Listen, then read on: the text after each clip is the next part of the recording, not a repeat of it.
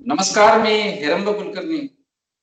शिक्षण गप्पाच्या आजच्या आपल्या भागात आपल्या सोबत आहेत समाधान शिकेतोड. समाधान शिकेतोड सर हे सध्या उस्मानाबाद येथील डाएटमध्ये काम करतात आणि शिक्षक म्हणून त्यांनी जे वेगवेगळे उपक्रम केले, डाएटच्या माध्यमातून जे वेगवेगळे उपक्रम करतायत, त्याबद्दल आज जाणून घेण्यासाठी आज त्यांच्याशी मी बोलतो आहे. नमस्कार समाधान. नमस्कार सर. नमस्कार. नमस्कार. नमस्कार. भेटून समाधान यासाठी वाटतं की आपल्या नोकरीच्या कालावधीमध्ये तू जे वेगवेगळ्या स्वरूपाचं काम केलं, अगदी छोट्या गावामध्ये राहिलास, त्यानंतर प्रत्यक्षात मूलभूत क्षमतांवर आणि अभिव्यक्तीच्या संदर्भात वेगवेगळ्या स्वरूपाचं काम केलं. तंत्रज्ञानाची जेव्हा महाराष्ट्रात चर्चाही नव्हती, त्या काळामध्ये तंत्रज्ञान खूप चांगलं वापरून दाखवलं.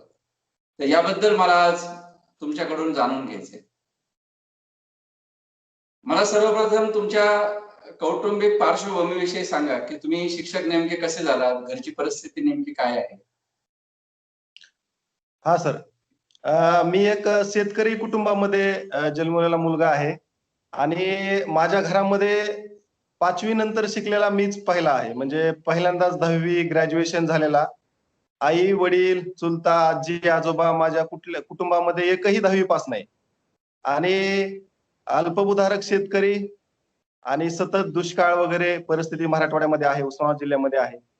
अशा परिस्थितीमध्ये संघर्ष करत करत मी माझं प्राथमिक शिक्षण घेतलेलं आहे. त्यासाठी आईनं आणि खूप मेहनत घेतलेली आहे. म्हणजे दुसऱ्याच्या इथं अगदी रोजाना जाऊन दुसऱ्याच्या इथं काम करून, रोजगार हमीवर काम करून माझं शिक्षण पूर्ण केलेलं आहे. आणि आईची प्रेरणाच होती आणि मी ठरवलं होतं की मला शिक्षक व्हायचंय. त्यामुळं मला 10वी आणि 12वीला खूप चांगले मार्क असून सुद्धा मी मेडिकल इंजिनिअरिंगला वगैरे किंवा दुसरे कुठलेही व्यावसायिक शिक्षण न घेता मी डी.एड केलं आणि त्यानंतर मी प्राथमिक शिक्षक म्हणून नांदेड जिल्ह्यामध्ये एक सीमावर्ती गाव आहे, म्हणजे तेव्हाचा आंध्र प्रदेश आणि आत्ताचं तेलंगणा या सीमावर्ती भागामध्ये बल्लाळ या छोट्याशा खेड्यामध्ये आजूबाजूला असं घनदाट सागाचं जंगल आहे. आदिवासी भटक्या विमुक्त जमातीतील विद्यार्थी आहेत. अशा विद्यार्थ्यासोबत मी काम करायला सुरुवात केली. मला त्या गावामध्ये तुम्ही जेव्हा राहत होता, तुमचे विस्ताराधिकारी तेव्हाचे व्यंकटेश चौधरी यांनी मला तुमच्याबद्दल सांगितलं होतं की इतक्या दुर्गम गावामध्ये, ज्या गावामध्ये कुठल्याही सुविधा नाहीत, अशा गावामध्ये तुम्ही राहत होता आणि पूर्वीच्या मागच्या पिढीचे शिक्षक अशा प्रकारच्या गैरसोयी झेलत त्या गावामध्ये जगायचे आणि त्या गावाची ती शहाणपण असायची. त्या गावातल्या सगळ्या समस्या त्यांच्या समस्या होऊन जायच्या. तर एका कोणत्याच सुविधा नसलेल्या छोट्या गावात 3 वर्ष राहिल्यानंतर काय अनुभव आहे नेमका? मी पहिल्यांदा नोकरी करण्यासाठी त्या गावी जॉइन झालो आणि खरं तर ते तालुक्यापासून खूप लांब गाव होतं आणि कुठलीही वाहतुकीची सोय नव्हती. आणि गावातच मी राहण्याचा निर्णय घेतला आणि मला एका छोट्याशा खोलीमध्ये माझ्या एक सोबती दुसरे एक शिक्षक होते गोंदिया जिल्ह्यातले. ते आणि मी एकत्र राहायला लागलो आणि हाताने स्वयंपाक वगैरे करायला लागलो. आणि प्रचंड दारिद्र्य होतं गावामध्ये. मुलांना म्हणजे शिक्षणाची अशी शाळेची एवढी गोडी वाटत नव्हती. मुलं गुरं राखायला आई-वडिलांसोबत जायची. मुलांची उपस्थितीचं प्रमाण 50% पण नव्हतं. आणि हे सगळे महत्त्वाची आव्हानं आमच्या समोर होती. मग अशा परिस्थितीमध्ये एकतर त्या ठिकाणी भिल्ल असेल, आदिवासी जमातीतील मुलं असतील किंवा बंजारा समाजातील मुलं असतील, अशी वेगवेगळ्या समाजातील मुलं होती आणि त्यांची घरची भाषा वेगळी होती. आणि दुसरी एक गोष्ट अशी की त्या ठिकाणी एक परिसर भाषा तयार झालेली होती. म्हणजे बंजारा असेल, भिल्ल समाजाची असेल, वडार समाजाची असेल, तेलुगू असेल, ह्याची मिश्रित एक भाषा तयार झालेली होती, परिसर भाषा. आणि त्या भाषेत मुलं बोलत होती. त्यामुळं ती भाषा मी शिकून घेण्यासाठी शब्द एकच शब्दसंग्रह केला आणि त्यालाच पुढे शब्दकोश तयार केला. त्या शब्दकोशाच्या मदतीनं मी जे पाठ्यघटक होते ते घरच्या भाषेकडून, परिसर भाषेकडून मुलांना प्रमाण भाषेकडे घेऊन जाण्यासाठी उपयोग केला आणि माझ्यासारखे जे नवीन लागलेले शिक्षक होते, त्यांना सुद्धा या शब्दकोशाचा खूप फायदा झाला. आणि खूप चांगले अनुभव आले त्यांच्या मुलांसोबत काम करत असताना. नंतर स्पर्धा परीक्षांची विद्यार्थ्यांना आवड निर्माण झाली. काही मुलांना दत्तक घेतलं होतं, ज्यांची आर्थिक परिस्थिती खूपच नाजूक होती. आणि अशी मुलं खूप चांगल्या ठिकाणी गेली. एक माझा विद्यार्थी तर सगुरळीची तिथंच एक सैनिकी शाळा आहे जिथं 4-5 हजार मुलं असतात. त्या ठिकाणी तेवढ्या परिपाठाचं संचलन तो करायचा. पुढे तो इंजिनिअर पण झाला. जेव्हा तो माझ्याशी बोलत होता तेव्हा रडत होता, "सर म्हणजे तुम्ही म्हणजे मला दत्तक घेतलं, मला सपोर्ट केला." म्हणजे अशा पद्धतीनं खूप चांगले अनुभव मला खूप आठवणी त्या काळातल्या आता तुमच्यासोबत शेअर कराव्या वाटल्या. पण अशा गरीब गावकऱ्यांसोबत राहताना, जे शिक्षक आपल्या गावातच राहतायत आपल्या गरीब परिस्थितीसोबत, तर अशा गावकऱ्यांची काय नेमकी भावना असते किंवा काय नातं बनतं शिक्षकांचं आणि गावाचं? आपल्यावर ते प्रचंड प्रेम करतात आणि त्यांना माझे शिक्षक म्हणजे त्यांना अभिमान वाटत असतो. शिक्षकाबद्दल प्रचंड तळमळ असते आणि आपल्याला अ, खूप ते मदत करतात, सहकार्य करतात आणि आपल्या मुलांसाठी सर खूप काही करतात आपल्या मुलांसाठी ह्याचं त्यांना पण अभिमान असतं आणि खूप जीव लावतात. हा माझा एकंदरीत अनुभव होता. मला असं वाटलंच नाही मी एका दुसऱ्या जिल्ह्यामध्ये नोकरी करतोय, कुठेतरी दुर्गम भागामध्ये नोकरी करतोय. मला त्या गावकऱ्यांमध्ये मी इतका मिसळून गेलेलो होतो, की त्यांची संस्कृती, त्यांच्या चालीरीती याच्यामध्ये मी सहभागी होऊन जायचो सहजच. म्हणजे एकदम मस्त पद्धतीनं मी 2-3 वर्ष त्यांच्यासोबत राहिलो, बोललो, त्या सगळ्या भाषा शिकलो. अ, त्या म्हणजे मुलांना अगदी मूल जर शाळेत यायचं आलं, तर "का शाळेत आला नाही?" तर मूल म्हणायचं, "सर मला भिगीनं अंघोळ टाकली नाही." म्हणजे वेगळे शब्द असायचे. कोपरा म्हणजे कोणता? अशा पद्धतीनं ते सगळं समजून घेणं. त्यामुळं काय झालं, मुलांना वाटायला लागलं हे आपलेच गुरुजी आहेत. आपली भाषा समजतात, आपल्याला जवळ करतात, प्रेम करतात. त्यामुळं मुलांची उपस्थिती वाढली. उपस्थिती वाढल्यामुळं मला त्यांच्यासोबत काम करायला सोपं गेलं आणि खूप चांगल्या पद्धतीनं मुलांसोबत काम केलं. म्हणजे मी त्या काळात मुलांचं हस्तलिखित तयार करायचो. अभिव्यक्तीचे काही उपक्रम राबवले, वाचनाचे काही उपक्रम राबवले. त्या काळामध्ये वाचन लेखन नावाचा एक प्रकल्प आला होता आणि तो खूप गाजला होता. त्या वाचन लेखन प्रकल्पामध्ये 100% मुलांना मी वाचायला शिकवलं होतं. म्हणजे 2004-5 त्या अनुषंगाने 5-5 मला हां, 5च्या वेळेस. तर त्यावेळेस वाचन लेखन प्रकल्प राबवला गेला होता आणि खूप अभिनंदन केलं. आमच्याकडे शिक्षण अधिकाऱ्यांनी भेट दिली होती. "वाह! वाह! Very good. ही पोरं खूप छान काम करतायत." इतकं आम्हाला भारी वाटलं ते, की एक 4-5च मुलं न वाचता येणारी होती, पण ते वाचायला लागले. म्हणजे माझ्या आयुष्यामध्ये ते खूप मला असं यश मिळाल्यासारखं वाटत होतं, की मला खूप काहीतरी मी मिळवलंय. त्यांच्या कौतुकानं सुद्धा मी खूप भारावून गेलो होतो. तुम्ही आता बोली भाषेचा उल्लेख केला, की बोली भाषेची समस्या त्या गावामध्ये खूप मोठी होती. आता ही समस्या महाराष्ट्रातल्या अनेक शाळांना भेडसावते. याचं कारण असं, की आपल्याकडे भटक्या विमुक्तांची भाषा, आदिवासींची भाषा आणि आपली प्रमाण भाषा, पुन्हा बंजारा किंवा या सगळ्या जमातींची भाषा. तर ह्या समस्येवर तुम्ही त्या 2 भाषांचा शब्दकोश तयार केला आणि त्या शब्दकोशाच्या आधारे मुलांना शिकवलं. तर नेमकं ती शब्दकोश कल्पना काय होती आणि काही उदाहरणं घेऊन सांगा आम्हाला? त्या शब्दकोशामध्ये मला एकतर कुठलीच भाषा येत नव्हती. आणि मला एवढ्या कमी कालावधीमध्ये बंजारा भाषा शिकणं, तेलुगू भाषा शिकणं, अशा सगळ्या वेगवेगळ्या बोली भाषा शिकणं शक्य नव्हतं. त्यामुळं शाळेमध्ये किंवा गावाच्या परिसरात जे मुलं परिसर भाषा बोलत होते, ती परिसर भाषा मी शिकून घेतली. जसं मी तुम्हाला आता एक उदाहरण सांगितलं, की "आईनं बिगीनं अंघोळ टाकली नाही." अ, हिंग अशा पद्धतीनं ते मुलं बोलायचे आणि ते जरी मला आलं, मला तेलुगू जरी नाही आली, पूर्ण बंजारी जरी नाही आली, तरी मूल एखादं बंजारा भाषेतलं शाळेत येत असताना, "खरं नाम काय छ?" असं जरी विचारलं, तर त्याला वाटायचं, "सर मला माझं नाव विचारतायत." म्हणजे प्रत्यक्ष संवादासाठीची जी 10-10, 15-15 वाक्य होती, ती वाक्य मी सगळ्या भाषेतली काढलेली होती. आणि ती वाक्य मी शिकलो आणि मग परिसर भाषेतली मात्र सगळे अ पासून ने पर्यंत शब्दकोश तयार केला. त्या शब्दकोशामध्ये 4,000 ते 5,000 शब्द असतील आणि एक साधारणतः एक 300-400 वाक्य असतील. ती मी लिखित स्वरूपामध्ये माझ्याकडे ठेवला. माझे जे मित्र सीमावर्ती भागात होते, किनवट असेल, उमरी असेल, भोकर असेल, धर्माबाद असेल, त्या शिक्षकांना पण मी तो शब्दकोश दिला होता आणि आमचे विस्तार अधिकारी, प्रयोगशील अधिकारी व्यंकटेश चौधरी यांनी मला अभिनंदन पत्र दिलं होतं. खूप छान होतं. म्हणजे एक विस्तार अधिकाऱ्यानं स्वतःच्या लेटर पॅडवर अभिनंदन पत्र देणं म्हणजे माझ्यासाठी तो फार मोठा गौरव होता. खरंच होता. अ, हे जसं काम तुम्ही केलं, तसं तुम्ही आता सांगितलं, की वाचन लेखन प्रकल्पाच्या संदर्भात तुम्ही खूप चांगलं काम केलं आणि मुलांना लिहिता वाचता यायला लागलं. सरकारने मूलभूत क्षमता नावाचा एक शब्द वा वापरलेला आहे, की विद्यार्थ्यांमध्ये किमान कुठल्या क्षमता असल्या पाहिजेत आणि त्यानंतर किमान अध्ययन क्षमता हा शब्द शिक्षकांना परिचित झाला. की ज्याचं आपले केंद्रीय तेव्हाचे जे मनुष्यबळ विकास मंत्री सुद्धा सातत्याने उल्लेख करायचे, की विद्यार्थ्यांना किमान काही गोष्टी आल्या पाहिजेत किंवा प्रत्येक इयत्तेमध्ये किमान अध्ययन निष्पत्ती काय असली पाहिजे याची चर्चा झाली पाहिजे. असं रिपोर्टच्या निमित्ताने पण ही चर्चा नेहमी होते. आणि तुम्ही त्या संदर्भात खूप मोठं काम केलंय, की प्रत्यक्ष त्या इयत्तेमध्ये विद्यार्थ्यांना कुठल्या क्षमता आल्या पाहिजेत आणि अध्ययन क्षमता ज्या आहेत, त्या अध्ययन क्षमता विद्यार्थ्यांना का आल्या पाहिजेत किंवा कशा आल्या पाहिजेत. तर त्याबद्दल तुम्ही नेमकं काय काम केलं? म्हणजे शिक्षक म्हणून असताना पण आणि आता डाएटच्या माध्यमातून असताना. तर त्याविषयी आम्हाला उदाहरणं घेऊन सांगा. हो सर, बरोबर आहे. म्हणजे 2005-6 ला मी ज्या पद्धतीने काम करत होतो, म्हणजे माझी जी समज होती, धारणा होती, त्या पद्धतीनं मुलांसोबत काम केलं आणि मुलं वाचायला, लिहायला शिकली. त्याच्यानंतर मी जिल्हा बदली करून उस्मानाबाद जिल्ह्यात आलो आणि मग हाडोंगरी या गावामध्ये मी काम करायला लागलो. त्यावेळेस पण मुलांना 100% मुलांना मूलभूत क्षमता प्राप्त व्हाव्यात, यासाठी मी काम करायला सुरुवात केली आणि त्याच कालावधीमध्ये मी काही प्रयोगशील शाळांना, प्रयोगशील बीट असतील, त्यांना मी भेटी दिलेल्या होत्या. तर त्या ठिकाणी भेटी दिल्यानंतर मला असं जाणवलं, की अ, मला असं जाणवलं, की आपण नवीन काहीतरी शास्त्रीय पद्धतीनं शिकलं पाहिजे आणि शास्त्रीय पद्धतीनं शिकल्यानंतर मला विद्यार्थ्यासोबत काम करताना कशा पद्धतीनं काम करायला पाहिजे, पारंपरिक पद्धतीनं काम करण्यापेक्षा मुलांना शास्त्रीय पद्धतीनं कशा पद्धतीनं काम करायला हवं, याबद्दल मी या दृष्टीनं, या अंगानं मी मुलांसोबत काम करायला सुरुवात केली.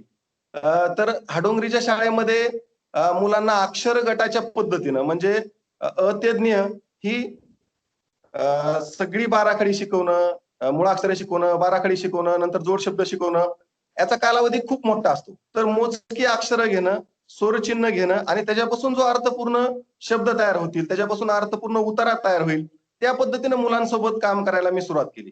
पण त्यावेळेस असं पालकांना वाटायचे, की अरे अजून जुलै, ऑगस्ट आला, सप्टेंबर आला, मुलांना सगळी मुळाक्षरं पण येत नाहीत. पण अ, पालकांचं प्रबोधन केलं आणि त्या पद्धतीनं 100% मुलं अर्थपूर्ण वाचायला खूप कमी कालावधीमध्ये लागली. त्यांना एक आत्मविश्वास आला, की आपल्याला वाचायला येते. त्यानंतर दुसरा अक्षर गट, तिसरा अक्षर गट, चौथा अक्षर गट या पद्धतीनं मुलांना कमी कालावधीमध्ये 100% मुलांना कमी कालावधीमध्ये अक्षर गटाच्या पद्धतीनं मुलं वाचायला लागली आणि मला सांगायला अजून एक आपल्याशी शेअर करावं असं वाटतं, की पहिलीचं जे पाठ्यपुस्तक आलं 2012-13 ला त्याच्यामध्ये सुद्धा अक्षर गटाचीच पद्धत दिलेली आहे, की काही अक्षरं आणि स्वरचिन्ह याला घेऊन अर्थपूर्ण उतारा मूल लवकरात लवकर वाचायला शिकतं. त्याच्यानंतर पाठ्यपुस्तक बदललं पहिलीचं, त्याच्यामध्ये सुद्धा अक्षरगट पद्धतीनंच मुलांना वाचन करायला शिकवलेलं आहे. तर अशा पद्धतीनं मग गणितातील मूलभूत क्षमता असतील, त्याच्यामध्ये सुद्धा साहित्याच्या आधारे त्या शाळेमध्ये मी खूप चांगल्या पद्धतीनं काम केलं. कुमठे बीटला मी भेट दिली होती. वेगवेगळे आमचे सोमनाथ वाळके असतील सारखे प्रयोगशील शिक्षक होते. त्यावेळेस आम्ही एकत्र द्यायचो, एकमेकाचे उपक्रम शेअर करायचो. त्यामुळं शाळेत असताना 100% विद्यार्थ्यांना मूलभूत क्षमता प्राप्त होत्या. त्याच्यानंतर डाएटला आल्यानंतर राज्यस्तरावरून वेगवेगळी प्रशिक्षणाचे मॉड्यूल तयार करायला सुरुवात झाली. त्याचबरोबर क्वेस्ट सोबत मला काम करता आलं. क्वेस्टचा एक भाषा शिक्षणाचा दीर्घ मुदतीचा मी एक कोर्स पूर्ण केला आणि त्या कालावधीमध्ये सुद्धा मला खूप काही शिकता आलं. शास्त्रीय पद्धतीनं मुलांना शास्त्रीय पद्धतीनं मुलांसोबत कसं काम करता येईल किंवा भाषा शिक्षणाबद्दलचे वेगवेगळे पैलू आहेत, ते मला समजले. आणि मग अक्षर गट तयार करायला लागलो, वाचन पाठ तयार करायला लागलो आणि बरेचसे आत्ताच बोलीभाषेचा पण आपण मुद्दा आपण चर्चेला, की आता महाराष्ट्रामध्ये वेगवेगळ्या 40 प्रकारच्या बोलीभाषा आहेत. तर ज्यांना प्रमाण भाषा येते, ते अक्षर गटाच्या मदतीने शिकतील. परंतु ज्यांची बोलीभाषा वेगळी आहे, घरची भाषा वेगळी आहे, अशा मुलांना सुद्धा त्यांच्याच बोलीतले अक्षर गट तयार करून राज्यामध्ये असे वेगवेगळे प्रयत्न झालेले आहेत. बीड जिल्ह्यातील गेवराई बीटचे माझे मित्र आदरणीय प्रवीण काळम पाटील हे शिक्षण विस्तार अधिकारी आहेत. तर त्यांनी पण एक शब्दकोश तयार केला होता आणि पारधी समाजातील मुलांना जर लवकर वाचता यायचं असेल, तर मग तसे अक्षर गट तयार करणे. त्यांच्या बोलीतले शब्दामधून अक्षरांची मुलांना ओळख करून देणं, त्यांच्याच बोलीतला उतारा तयार करणं आणि मुलाला वाचनाकडे घेऊन जाणं. त्यामुळं राज्यातल्या ज्या 40 प्रकारच्या वेगवेगळ्या बोलीभाषा आहेत, त्याच्यावर सुद्धा मग अक्षर गटानं काम सुरू झालं. आणि राज्यभरामध्ये म्हणजे जे वेगवेगळे जे आदिवासी जिल्हे आहेत, त्यामध्ये सुद्धा त्या पद्धतीनं काम सुरू झालं. आणि मला सांगायला आनंद वाटतो, की 2018चा जे वेगवेगळे रिपोर्ट्स आहेत, ज्यांनी बहिस्त मूल्यमापन केलेलं होतं, त्या रिपोर्ट्समध्ये सुद्धा सरकारी शाळांची मूलभूत वाचनाची स्थिती सुधारलेली आपल्याला दिसून येते. लेखन वाचनाच्या संदर्भामध्ये तुम्ही आता बोलताय आणि तुम्ही सांगितलं की क्वेस्ट ही जी संस्था आहे म्हणजे निलेश निमकर यांची, तर या संस्थेच्या वतीने तुम्ही शास्त्रीय अभ्यासक्रम पण पूर्ण केला आणि अनुभव पण घेतलेला आहे.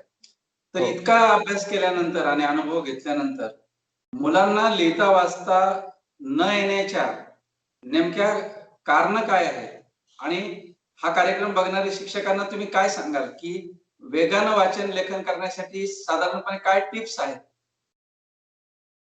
तसं मुलांसोबत शास्त्रीय पद्धतीनं काम केलं आणि मुलं जर 100% उपस्थित राहिली, म्हणजे नियमितपणे उपस्थित राहिली, तर मुलांना असा वेगळा वाचन लेखन कार्यक्रम राबवण्याची गरजच नाही मुळात. कारण पहिलीचं मूल सप्टेंबर, ऑक्टोबरपर्यंत पहिलीच्या स्तरावरचा अर्थपूर्ण वाचायला शिकतं. परंतु प्रारंभिक साक्षरता जी आहे, प्रारंभिक साक्षरतेच्या संदर्भामध्ये पालक असतील, शिक्षक असतील, समाजाचं त्यात समज वाढायला हवी, की मुलांसोबत कशा पद्धतीनं काम व्हायला हवं. मग त्याच्यामध्ये अ, अगदी 3 वर्षाचं मूल असेल, 4 वर्षाचं मूल असेल, त्यावेळेसच त्याला श्रवणाचे, भाषण अनुभवाचे, भाषण संभाषणाचे आणि अभिव्यक्तीचे वेगवेगळ्या कृती घरापासूनच सुरुवात व्हायला हव्यात. अगदी पूर्व प्राथमिक स्तरावर सुद्धा अंगणवाड्यांमध्ये सुद्धा हे काम व्हायला हवं. अंगणवाड्यामध्ये अगदी मुळाक्षरं न शिकवता अ, श्रवण, भाषण संभाषणाच्या वेगवेगळ्या कृती, आकार नावाचा एक अभ्यासक्रम आलेला आहे. त्याच्यामध्ये पण त्या दिलेल्या आहेत. तसं जर शास्त्रीय पद्धतीनं मुलांसोबत काम झालं, तर सप्टेंबर, ऑक्टोबरपर्यंत पहिलीतली 100% मुलं वाचायला शिकतात. जे मी सांगितलं आहे, की अक्षर गटाचा वापर करायचा आणि मुलांना आत्मविश्वास येतो, की मी हा मजकूर वाचतो. काका आला, मामा आला, अशा पद्धतीनं मुलं वाचायला शिकतात. त्यामुळं या पद्धतीनं आणि तसे बदल होत आहेत. खूप चांगल्या पद्धतीनं शिक्षक सुद्धा आता काम करत आहेत. अक्षर गटाच्या पद्धतीनं काम करत आहेत आणि असे अनेक वर्ग आहेत, की ज्या वर्गातली 100% मुलं आता वाचती झालेली आहेत. अशा अनेक शाळा आहेत महाराष्ट्रात, की जिथली 100% मुलं आता वाचती झालेली आहेत. तुम्ही स्वतःचा काही असा अनुभव सांगाल का, की एका विद्यार्थ्याला अजिबातच लिहिता वाचता येत नव्हतं आणि तुम्ही काही काळात त्याला वाचायला लावलं, तर काय केलं त्यासाठी असं एखादं उदाहरण? मी क्वेस्ट सोबत ज्यावेळेस काम करत होतो, त्यावेळेस मुलाच्या प्रारंभिक वाचनावरचाच एक सेशन झालं होतं आणि आम्हाला एक 15 दिवस मुलांसोबत काम करायचं होतं. त्यावेळेस मी डायटला काम करत असताना उस्मानाबाद शहरातली एक नगरपालिकेची शाळा आहे. त्या ठिकाणी गेलो. जानेवारी महिना होता आणि मुख्याध्यापकांना सांगितलं, की मला अशी मुलं द्या, की ज्यांना काहीच वाचता येत नाही. म्हणजे ज्यांना मुळाक्षर काहीच येत नाही. मग जानेवारीत तर अशी मुलं सापडणं जरा कठीणच होतं. कारण काहीतरी मुलांना येतच असते. तरी पण अशी 1-2 मुलं होती, जी अनुपस्थित राहत होती. त्यामुळं त्यांना थोडंसं एक ती 2 मुलं आणि अंगणवाडीतली जी दुसऱ्या वर्षी पहिलीत जाणार आहे, ती 3 मुलं घेतली. आणि मग त्या 3 मुलांना घेतल्यानंतर मी एक 10-15 दिवसाचा असा कृती कार्यक्रम तयार केला, की पहिल्यांदा मुलांना गाणी म्हणून दाखवायची, गोष्टी सांगायच्या, चित्रवर्णन घ्यायचं, म्हणजे श्रवणाचे अनुभव द्यायचे. त्याचबरोबर एक अक्षराचं अनुभव द्यायचा आणि त्याचं दृढीकरणाचे उपक्रम घ्यायचे. असे 5च अक्षर घेतले होते. क, म, ल, च आणि 2 स्वरचिन्ह. आ आणि 2 स्वरचिन्ह. मग मी एकाच दिवशी श्रवणाचा एक कृती, संभाषणाची एक कृती आणि एक मुळाक्षराचा अनुभव. अशा पद्धतीनं 10 दिवस मुलांसोबत काम केलं. मग चित्र वाचन पण घेतलं, चित्रावर चर्चा घेतली, गप्पा मारल्या. त्यावेळेस त्या 5च्या 5 मुलांना त्या अक्षर गटावरचा जो उतारा होता, म्हणजे वाचन पाठ होता, त्या 5च्या 5 मुलांना वाचता येऊ लागला. आणि त्या मुख्याध्यापकांना पण आश्चर्य वाटलं, शिक्षकांना पण खूप म्हणजे कौतुक वाटलं, की "सर खूप छान झालं हे. या पद्धतीने आम्ही सुद्धा सगळ्या मुलांना वाचायला शिकवू शकतो."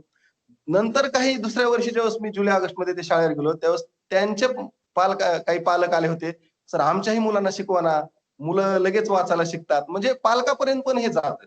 म्हणजे या पद्धतीनं अगदी कमी कालावधीत तो मी स्वतः अनुभव घेतला होता, की मुलांना अक्षर गटाच्या पद्धतीनं मुलं आता फक्त एकच अक्षर गटावरचा परिच्छेद वाचतायत. मुलं काही ते संपूर्ण वाचती झाली नाहीत. परंतु पुढचा अक्षर गट असं 3-4 महिन्यामध्ये 100% मुलं समजपूर्वक वाचायला लागतात.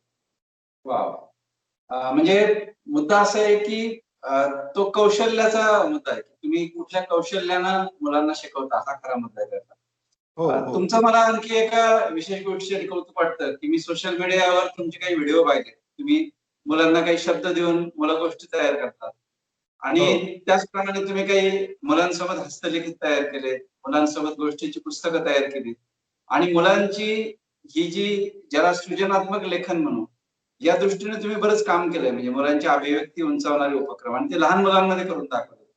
तर हो. मुलांची अभिव्यक्ती उंचावणारे तुमचे असे कोणकोणते उपक्रम आहेत, की ज्याच्यामधून इतर शिक्षकांनाही त्याच्यामधून माहिती मिळू शकेल? हो, हो सर. आता मुलांना वाचन लेखन येत होतं, मूलभूत क्षमता प्राप्त होत्या. त्यामुळं साहजिकच अभिव्यक्ती ही जी शेवटची कौशल्य आहे, शेवटची क्षमता आहे. त्या क्षमतेकडे मुलांना घेऊन जाण्याची मला आवड होती आणि मी स्वतः पण माझे पण 2 पुस्तकं प्रकाशित आहे. मला पण खूप वाचन लेखनाची आवड आहे. त्यामुळं मुलांना मी जास्तीत जास्त पाठ्यपुस्तकाशिवाय इतर जे संदर्भ साहित्य आहे, हे पहिले मुलांना वाचायला दिलं. त्याच्यामध्ये मी माझ्या हाडोंगरीच्या शाळेतील सर्व मुलांना, जे 3री-4थीची जी मुलं होती त्यांना 100% मुलाला किशोर मासिक त्याच्या घरच्या पत्त्यावर पाठवलं होतं. काही दिवस शाळेमध्ये येत होतं. त्याच्यानंतर किशोर मासिकाचे काही खंड मुलांना वाचायला देत होतो. त्यानंतर साधना साप्ताहिकाचे दिवाळी अंक मी दरवर्षी 2015-16 पासून दरवर्षी मुलांना मोफत भेट द्यायचो. त्यामुळं मुलांना असं खूप काही वाचायला मिळत होतं. त्यामुळं मुलं छान पद्धतीने व्यक्त होताना दिसत होते. त्यामुळं मग मी ठरवलं की माझं पुस्तक तयार करायचं. चला मुलं म्हणली, "पुस्तक आम्ही सर पुस्तक आमचं असू शकतं का?" "हो, तुमचं पण असू शकतं." मग तुम्हीच मुखपृष्ठ तयार करायचं. तुम्हाला जे येतं, तुमची कविता असेल, कथा असेल, अनुभव असेल, गोष्ट असेल, जे तुम्हाला असेल ते तुम्ही त्याच्यामध्ये लिहायचं. मग माझं पुस्तक नावाचा उपक्रम माझ्याकडे 3रीचा वर्ग होता त्यावेळेस. अगदी 19च विद्यार्थी होते. सगळ्या मुलांनी माझं पुस्तक तयार केलं. त्यांनी स्वतःचं मुखपृष्ठ तयार केलं, रंगखडून ते रंगवलं. आतमध्ये स्वतः कविता लिहिल्या, चारोळ्या लिहिल्या. ज्याला जमत नव्हतं तसं थोडं-थोडं जसं जमल तसं प्रत्येक मुलाने माझं पुस्तक तयार केलं. त्याचबरोबर मला असं वाटायचं, की मुलांना कविता पण खूप छान लिहिता याव्यात. मग मी एक कार्यशाळा घ्यायची ठरवलं. माझ्याच वर्ग स्तरावर 3री-4थीच्या मुलांसाठी काव्य लेखनाची एक कार्यशाळा घेतली. आणि मुलांना किशोर मासिक दर महिन्याला यायचं, मुलं वाचायची. आणि एका महिन्यामध्ये साधारणतः एक 10-12 कविता मुलांनी लिहिलेल्या किंवा बालसाहित्यिकांनी लिहिलेल्या मुलं वाचायची. त्यामुळे त्यांना बऱ्यापैकी समज आली होती. मग ते यमक कसं जुळवलं जातं, या सगळ्या बाबींची मुलांसोबत चर्चा केली. त्यांच्याकडून कविता लिहून घेतल्या. तो ड्राफ्ट मी वाचला, मजकूर वाचला. त्याच्यानंतर मुलांना त्यात दुरुस्ती सांगितली. अशा पद्धतीनं काम केल्यानंतर मुलं छान कविता लिहायला लागली. माझ्याकडे एक मुलगी होती वैष्णवी भोसले नावाची. ती नवोदयाला लागली नंतर. आता ती 8वी-9वीला असेल. तर तिनं स्वतःच्या 35 कविता लिहिल्या होत्या. म्हणजे तिचा स्वतःचा एक कविता संग्रहाचा हस्तलिखित तो छापला गेला नाही. पण तिचं हस्तलिखित तयार केलं होतं. मग वेगवेगळी वर्तमानपत्र असतील, किशोर मासिक असेल, माझी मुलं कविता लिहायला लागली. आणि मला सांगायला आनंद वाटेल, की मी स्वतःच एक लेटर पॅड तयार केलं होतं. त्याच्यावर मी अभिनंदन पत्र लिहायचो. पालकांना बोलवायचो परिपाठाला आणि मुलांना आणि पालकांना ते बक्षीस म्हणून काहीतरी द्यायचो, वही, पेन वगैरे. कविता वर्तमानपत्रात प्रकाशित झालेली. त्यामुळे मुलांना खूप भारी वाटायचं. आणि त्याच्यासाठी काय केलं होतं, वर्गामध्येच माझ्या प्रत्येक आमच्या 4ही वर्गामध्ये 4थी पर्यंतची शाळा होती. अभिव्यक्ती फलक लावले होते. आणि ज्याची कविता किंवा ज्याचं काही विनोद वगैरे छापून आलंय, ते लगेच अभिव्यक्ती फलकावर आम्ही लावायचो. त्यामुळे मुलांना, इतर मुलांना प्रेरणा मिळायची आणि मुलं सगळी वाचती-लिहिती झाली. त्याचबरोबर डाएट स्तरावरून सुद्धा मी काम करत असताना अनेक अभिव्यक्तीचे उपक्रम राबवले. कारण एकीकडे मी क्वेस्ट सोबत समृद्ध होत होतो आणि दुसऱ्या बाजूनं मला प्रत्यक्ष वेगवेगळ्या स्तरातल्या मुलांसोबत काम करायला मिळत होतं. वेगवेगळ्या कार्यक्षेत्रामधल्या मुलांसोबत काम करायला मिळत होतं. त्यावेळेस प्रगत शैक्षणिक महाराष्ट्र कार्यक्रमाअंतर्गत संकलित चाचणीचे पेपर यायचे आणि त्याच्यामध्ये अभिव्यक्तीसाठी काही प्रश्न असायचे. जसं की 3 शब्दावरून गोष्ट लिहा, चित्रावरून गोष्ट लिहा आणि याच्यामध्ये आपल्या प्रत्येक जिल्ह्याची संपादनूक कमी असायची आणि राज्याची पण संपादनूक कमी असायची. साहजिकच आहे, शेवटची क्षमता असल्यामुळे संपादनूक कमी असायची. मला असं वाटायचं की अभिव्यक्तीतली संपादनूक मुलांची वाढली पाहिजे. म्हणून वाशी तालुक्यातल्या इंदापूर केंद्रामध्ये मी एक प्रयोग केला. जे 5वीचे वर्ग शिक्षक होते, ते 8-10 वर्ग शिक्षक बोलवले आणि मग जी प्रथम सत्रामध्ये मुलांनी 3 शब्दावरून गोष्ट लिहिलेली होती. त्याचं आम्ही एनालिसिस केलं आणि मुलांना कुठल्या-कुठल्या अडचणी येतात. तर मुलांना तार्किक विचार करता येत नाही. समजा नदी, सूर्य, डोंगर. तर ह्याचा कसा तार्किक नदीचा आणि सूर्याचा कसा संबंध लावायचा? किंवा गोष्टीची सुरुवात करता येत नाही, मध्य करता येत नाही, संवाद लिहिता येत नाहीत, पात्रांना नावे देता येत नाहीत. ह्या सगळ्या गोष्टी आम्हाला समजल्या आणि त्याच्यानंतर मग मी उपक्रमांची यादी केली आणि 8-10 उपक्रम तयार केले. म्हणजे पहिल्यांदा फक्त मुलांनी एकाच शब्दावर व्यक्त व्हायचं. तार्किक विचार करण्यासाठी फक्त शब्दांशी जोड लावायची. अशा पद्धतीनं एक 2-3 महिने ज्यावेळेस ते उपक्रम त्या 10 वर्ग शिक्षकांनी आपापल्या वर्गामध्ये राबवले, मुलांसोबत काम केलं. त्यावेळेस ज्यावेळेस 2य सत्र परीक्षा झाली, त्यावेळेस आम्हाला असं दिसलं, की मुलांनी खूप छान पद्धतीने गोष्टी लिहिलेल्या आहेत. आणि संपादनूक सुद्धा वाढलेली त्या केंद्राची. त्याच्यानंतर काही नगरपालिकेतल्या शाळा आहेत. त्या ठिकाणी मग मी काम करत असताना मुलांसोबत पुस्तक तयार करणे, म्हणजे मुलांसोबत काम करत असताना मुलांनीच 3 शब्दावरून गोष्ट लिहायची, 4 शब्दावरून गोष्ट लिहायची. मग तो जी मजकूर आहे तो तपासायचा, मुलांना त्याच्यावर मार्गदर्शन करायचं. त्यांच्या अनुभवाशी जे अनुभव घेतलेले आहेत त्याच्याशी जोडून बघायचं आणि मग आपल्या साध्या कोरे कागद घेऊन त्याला स्टेपलर पिन मारून त्याचे पुस्तक तयार करायचं, रंगखडून मुखपृष्ठ तयार करायचं आणि ती जी गोष्ट मुलांनी लिहिलेली आहे ते प्रत्येक पानावर थोडा-थोडा मजकूर लिहायचा. मजकुराला साजेसं असं चित्र काढायचं. म्हणजे मुलंच मुखपृष्ठकार झाली, मुलंच चित्रकार झाली, मुलंच कथा लिहू लागली. असं मुलांसोबत पुस्तक तयार करण्याचा अनुभव सुद्धा माझा खूप छान होता. त्याचे काही लेख मी जीवन शिक्षणमध्ये पण लिहिलेले आहेत. वेगवेगळे रिसर्च पेपर पण मी लिहिलेले आहेत. ते पण पब्लिश झालेले आहेत. आणि खूप मला शिक्षकांचे सुद्धा राज्यातून फोन आले, की हा खूप छान उपक्रम आहे. आम्ही आमच्या शाळेमध्ये तो राबवतोय. अशा पद्धतीनं त्यानंतर मुलांना अ, समीक्षणात्मक लेखन करता आलं पाहिजे. वाचन करता आलं पाहिजे, लेखन करता आलं पाहिजे. यासाठी जी ग्रंथालयातली पुस्तकं आहेत, त्या पुस्तकांवर मुलांना समीक्षणात्मक लेखन करता येईल यासाठी काही पुस्तकं घेऊन माधुरी माधुरी पुरंदरेचे सख्खे शेजारी हे पुस्तक आहे. 5च मुलांना घेऊन मी ते काम केलं. तर त्यांचं जे लेखन आहे ते सुधरत गेलं आणि मुलं समीक्षणात्मक लिहू लागली. म्हणजे त्यांच्या बालपणी त्यांना जे अनुभव आलेले होते, ते त्यांनी मिसळले आणि मुलांना आता लिहिता आलं पाहिजे. एखाद्या गोष्टीवर स्वतःचं मत मांडता येणं हे खूप लोकशाही देशामध्ये महत्वाचं असतं. आणि अशा पद्धतीनं अशा अनेक उपक्रम आहेत. मला अजून एक उपक्रम शेअर करायला आनंद वाटेल, की हाडोंगरीच्या शाळेत असताना आम्ही मराठी भाषेला अभिजात भाषेचा दर्जा मिळावा, यासाठी अ, साहित्य अकादमीच्या अध्यक्षांना नवी दिल्लीला पत्र पाठवली होती. मी पण माझ्या लेटर पॅडवर पत्र लिहिलं होतं आणि 60 विद्यार्थ्यांनी पत्र लिहिली होती. आणि पत्रांचा प्रवास कसा होतो, पोस्टकार्ड कसं जातं, कसं टाकलं जातं, हा पण मुलांना खूप छान अनुभव आला. अशा पद्धतीनं खूप छान अभिव्यक्तीचे उपक्रम मुलांसाठी राबवले. खूप आनंद वाटला. आजही मी त्याच्यावर काम करतोय. डाएटच्या माध्यमातून काम करतोय, की आज जर पाहिलं तर आमच्या उस्मानाबाद जिल्ह्यातील खूप शेकडो मुलं आहेत, की ज्यांनी स्वतःचे कविता संग्रह प्रकाशित झालेले आहेत. मुलांची बालसाहित्य संमेलनं होत आहेत. अनेक तालुक्यांमध्ये, अनेक बीटमध्ये, अनेक केंद्रांमध्ये दरवर्षी बालसाहित्य संमेलन होतं. उस्मानाबाद जिल्हा परिषद दरवर्षी बालसाहित्य संमेलन घेते. हे खूप चांगली बाब आहे. हे खूप मला महत्वाचं असल्याने वाटतं, की आपल्याकडे कवी असणं किंवा लेखक असणं ही दैवी देणगी आहे आणि ते काही विशिष्ट लोकांचंच काम आहे, असा एक समज एकेकाळी होता. म्हणजे त्यात प्रतिभा नावाची गोष्ट नक्कीच आहे. परंतु जसं ज्ञानेश्वर म्हणतात, की बुवा सूर्यानं म्हणजे गरुड जर उडू शकतो, तर मग चिमणीने काय उडायचं नाही का? तर जरी आपण महालेखक किंवा महाकवी होऊ शकलो नाही, तरी सुद्धा आपल्या पातळीवर आपण आपली अभिव्यक्ती करता आली पाहिजे लोकशाही देशामध्ये.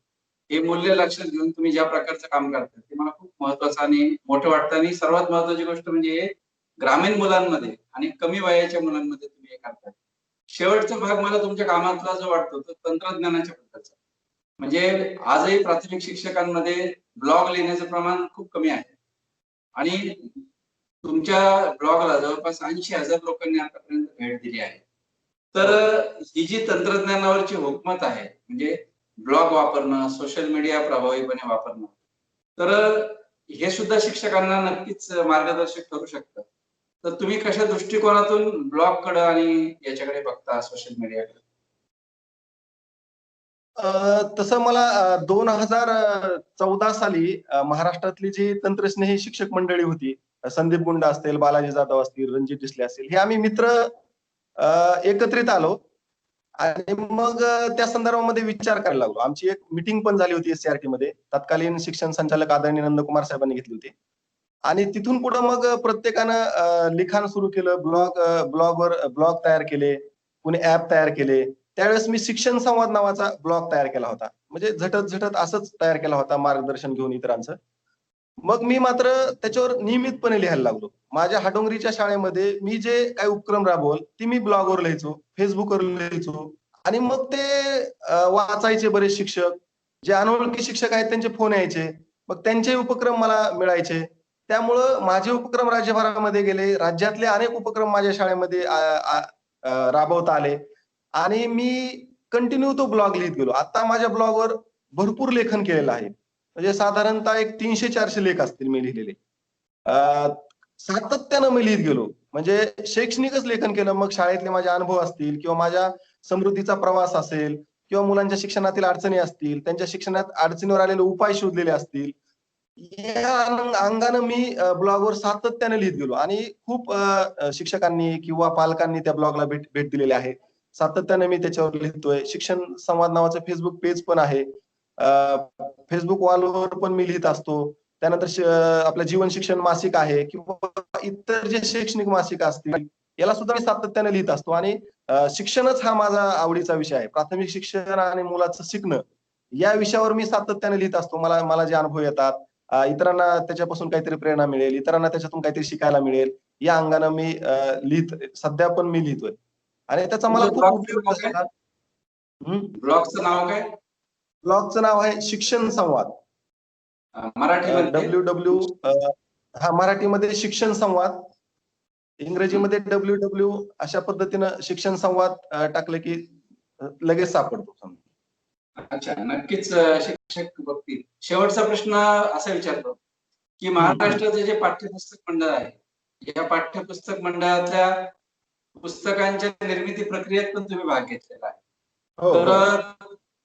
तर तो अनुभव नेमका काय आहे? आणि शिक्षक प्रशिक्षण पण तुम्ही वेगवेगळ्या पद्धतीने करत असता.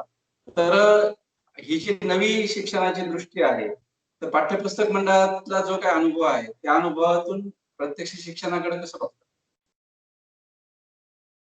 अ, अगदी 4थी पर्यंतच्या शाळेत शिकवणारा मी प्राथमिक शिक्षक आणि माझी राज्याच्या अभ्यास मंडळावर 2015-16 साली निवड झाली.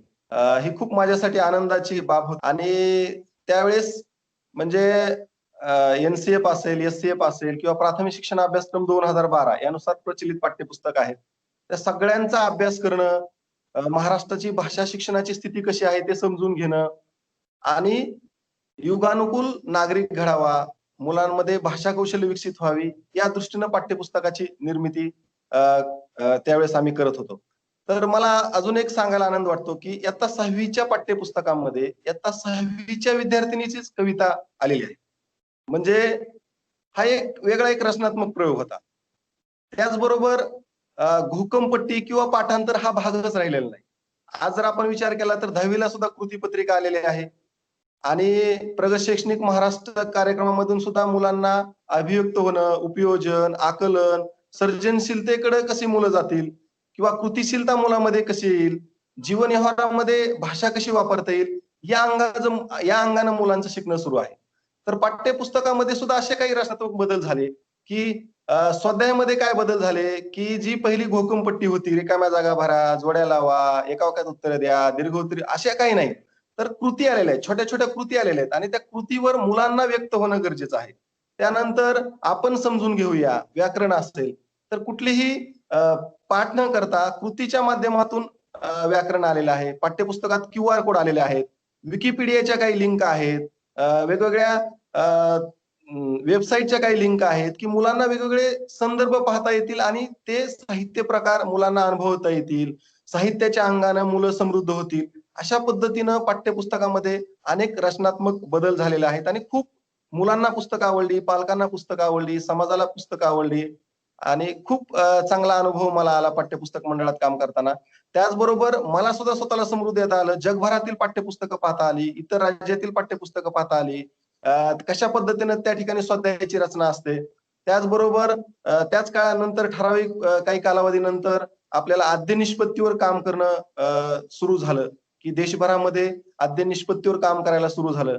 त्याच्यानंतर मग आद्यनिष्पत्ती पाठ्यपुस्तकामध्ये आल्या, की त्या इयत्तेच्या आद्यनिष्पत्ती मुलाला यायला हव्यात. मग त्याचबरोबर मी काही वेगवेगळ्या देशाच्या सुद्धा आद्यनिष्पत्ती पाहिल्या, की सिंगापूरची कशी आद्यनिष्पत्ती आहे तिसरीची लँग्वेजची, फिनलंडची कशी आहे आणि आपल्या देशातली कशी आहे. कारण लँग्वेजच्या आद्यनिष्पत्ती ह्या देशपातळीवर एकच असतात. मग मुलांना त्या आद्यनिष्पत्ती प्राप्त व्हाव्यात यासाठी फक्त एक पाठ्यपुस्तक साधन आहे.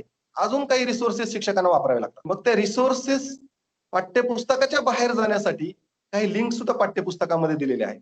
आणि मग त्याच्यावर काम करत असताना मग शिक्षकांना आद्यनिष्पत्तीवर मुलांसोबत काम करत असताना कशा पद्धतीनं मुलांसोबत काम करावं, पाठाचं सादरीकरण, पाठावर आद्यनिष्पत्ती आधारित कशा पद्धतीनं काम करावं, वेगवेगळ्या कृतींची रचना कशी करावी, वेगवेगळे गट पद्धतीनं कसं करावं, सहअध्यायाची मदत कशी घ्यावी, यासाठी मुलांसोबत काम केलं, प्रत्यक्ष काम करून बघितलं, त्याचे काही व्हिडिओज तयार केले, कृतींचे व्हिडिओज तयार केले. असे बरेच व्हिडिओज माझ्या YouTube चॅनलवर पण आहेत.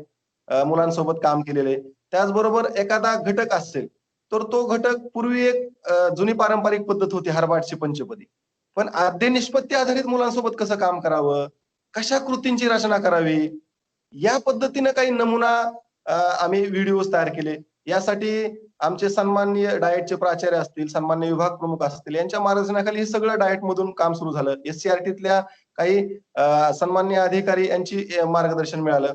तर प्रत्यक्ष मुलांसोबत काम करून त्याचे व्हिडिओज तयार केले आणि शिक्षकांना दिशा मिळाली, की आता आपल्याला अद्यनिष्पत्तीवर काम करण्यासाठी या पद्धतीनं ह्या कृती घ्याव्या लागतील. मग त्याच्यासाठी अध्ययन समृद्ध वातावरण लागेल. वर्गामध्ये वाचन कोपरा हवा, लेखन कोपरा हवा, स्वअभिव्यक्ती फलक हवा. मुलं स्वतः शिकतील, या साधन सामुग्रीचा वापर करून मुलं शिकतील. तर या अंगाने सुद्धा शिक्षण परिषदेच्या माध्यमातून शिक्षकांचं सक्षमीकरण करण्यात आलं.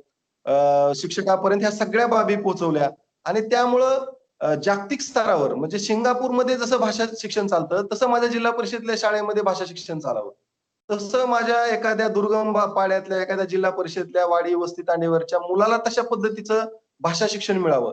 हा विचार मी सतत करतोय. अजून पण त्याच्यावर काम करतोय. अजून काही वेगवेगळे प्रोजेक्ट राबवतोय, त्याच्यावर अभ्यास करतोय, त्याच्यावर लिहितोय आणि बऱ्याच गोष्टी मला हळू उलगडत चाललेत आणि त्याचा परिणाम पण दिसतोय. जे प्रकल्प राबवले, पथदर्शी प्रकल्प किंवा जे कार्यक्रम राबवले, त्याचे परिणाम पण चांगले मला आलेले दिसून येतात.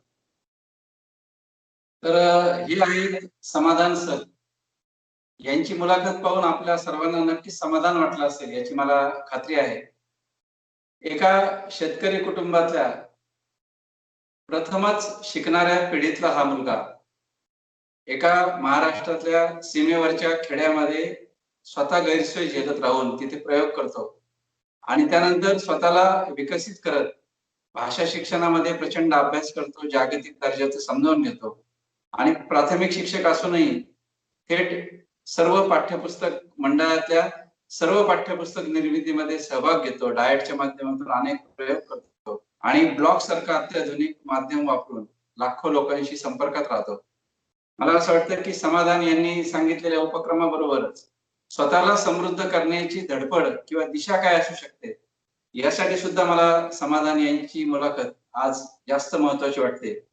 की स्वतःला विकसित करण्याचे मार्ग, एखादी समस्या घेऊन शास्त्रीय दृष्टीने तिचा अभ्यास करणं आणि पुढे जात राहणं यासाठी मला तुमचं काम जास्त महत्वाचं वाटतं. ते महाराष्ट्रातल्या शिक्षकांना नक्कीच मार्गदर्शन करेल. आपल्या दर्शकांना मी विनंती करेल की त्यांचे ब्लॉग, त्यांचे व्हिडिओ, त्यांचं फेसबुक हे आपण बघावं आणि वेगवेगळे उपक्रम आपण समजावून घ्यावेत.